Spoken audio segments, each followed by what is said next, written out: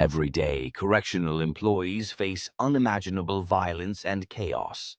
We walk into a world where our safety is constantly at risk, and that stress doesn't just stay behind bars.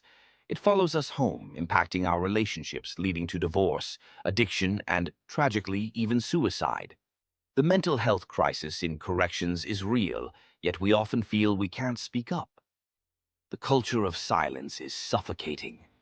We need to break this cycle, support one another, and prioritize our mental well-being. It's time to acknowledge the battles we face and create a safe space for healing.